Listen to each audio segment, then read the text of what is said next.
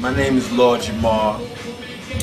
I'm known from a rap group called Brand Nubian. Came into the rap game around 1989. We had a classic rap album called All for One, which earned 5 mics in the Source, which was pretty special at the time. We've gone on to put other classic albums out, a lot of hit songs. I myself have gone on to be involved in film projects, TV projects. I was on Oz, Third Watch. I've done Sopranos, Law and Order. I am a producer. I produce for other artists such as Helter Skelter, OGC. I discovered the group Dead Prez, put them out. Yeah, you know, I'm just all around hip hop, you know what I mean, dude, and historian and entrepreneur. Started music definitely came first. I started as a DJ, and you know, I'd go from selling tapes to kids at school. Then it moved into doing house parties, DJing at house parties. Then we, you know, DJing at maybe the high school parties and stuff like that. And running up on mics and stuff. Then I started rhyming, so now I'm running up on mics and block parties and all stuff like that. And I used to be a street type of dude where I was like, you know, dealing in some illegal activities, and a lot of my friends were getting locked up at that time. And so I had to decide, do I want to pursue my goal, which is to make a record, because that's all it really was at that time, just make a record and hear your music on the radio. It wasn't even trying to be rich and all of that off it. You just want to make a record, hear your stuff on the radio, and hopefully artists that you respect will like your music. That's what we was into it for. So it was like, in order to do that, I'm gonna have to stop doing this. You know what I mean?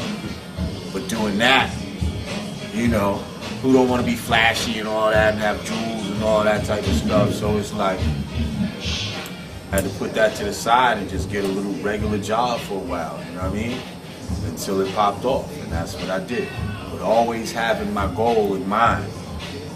I never took a job feeling like, oh, I'm going to get stuck here for the rest of my life, because I always had a plan, and that was just a stepping stone to my plan. I mean, as soon as I started DJing, I realized that I was nicer, I was just as good or maybe nicer than people that I'm hearing on records and stuff like that.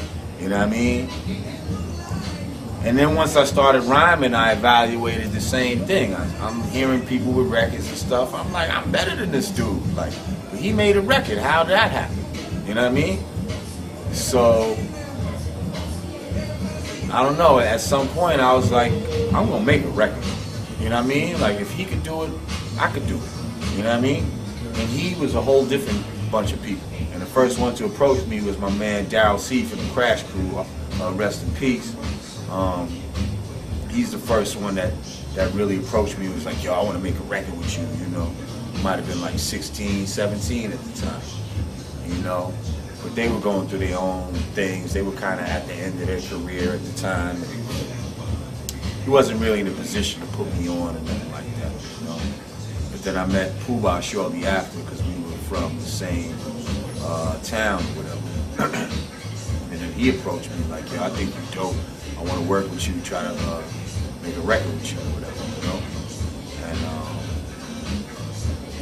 yeah, so that having those affirmations from people who already made records was inspirational too, because you could start second guessing yourself and self-doubting yourself, you know what I mean? But it's like, when you get a reinforcement from people that you look up to, it's like that gives you that energy and that fuel to like keep going. Like, I know I'm not bugging. I know, you know what I mean? That I am supposed to be doing this. I thought the rap shit was gonna kind of just make me, somebody's gonna see me and be like, oh, I wanna put you in film or whatever, you know what I mean? And then time went by, that never really happened until I said it out loud. See, that's something that helps things happen in the universe when you say things out loud. You know what I mean? Because you could think things in your head, but when you say it out loud, that's what makes it real. Like, so as soon as I said it out loud, I said to my manager, like, yo, I want to be in some films or whatever. Like, get me on something, man.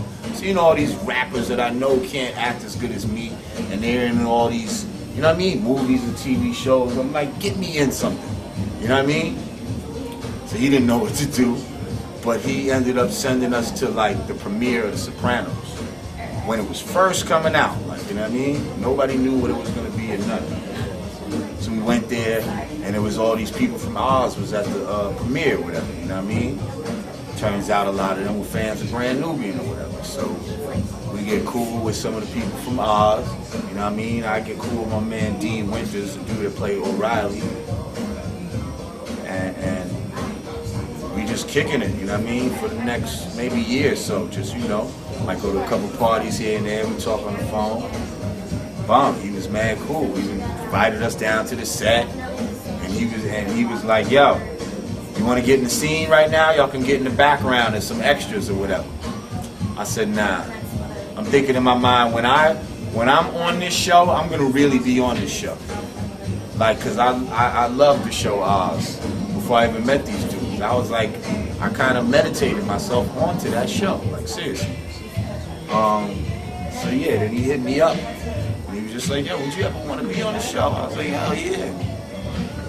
Hits me up again another time. He's like, yo, the creator, you know, he wants to meet with you. I had already met dude or whatever at some parties and stuff. He's like, yo, he wants to meet with you. Boom, bam, boom, goes down there. And now he's just talking to me like I'm on the show already. All we got to do is figure out what my character is and how I got in there. You know what I mean? I didn't have to read or nothing. You know what I mean? And the rest was history. Any other rapper that was on there only did 2 episodes, was the most. And there was quite a few rappers on there. LL Cool J, Tretch, all kind of, you know what I mean? But I did 12 episodes, you know what I mean? A season and a half. Like, that's the longest any rap dude was on that show. The first step is just really believing in yourself, assessing yourself realistically. Because there's a lot of people that want to do certain things that are not cut out for you. You know what I mean? You got to be real with yourself. Once you've assessed yourself and you feel like, all right, this is something I want to do, and other people have reinforced, yeah, you're nice, you know, make it happen. You just got to make yourself known, however that may be. Like, you know what I mean? Make a YouTube video, like, be creative. Like, you know what I mean? There's not really one way to do it. And in your immediate radius, you know what I mean, where you come from, if those people are not supporting you, that's a problem. You can't do it all on your own, so you are going to need the love and support of certain people around you, like, to make that fire, you know what I mean? But the spark comes from you, you know what I mean? The spark comes from you, and you got to spark that to make other people get a spark and then cause an inferno in this bitch, you know what I mean? So, yeah, just be creative with how you come with it, like, you know what I mean? Photoshop you up with a flyer, or you could put out your own mixtape, or, you know, your own DVD. And a lot of this stuff doesn't even have to be a lot of money. You don't have to press it up if you don't want to. Post it somewhere, let people download it, like, you know what I mean? Like, just be creative and work within, you know what I mean, your budget. When I first started DJing, I had mismatched turntables and all of that. That didn't stop me from DJing. Like, I did what I had to do, like, you know what I mean? Other dudes had to fly equipment, like, you know what I mean? Yo, I had to work with it, but I'm better than you, though. But you got the better equipment, you see what I'm saying? Like, but in the long run, I ain't got mismatched turntables no more. You know what I mean? Like, and you probably ain't even got no more turntables, so what's that all? You know what I mean? Like, it's all the power of the mind, man. You know what I mean? The power of the mind manifests and make things real.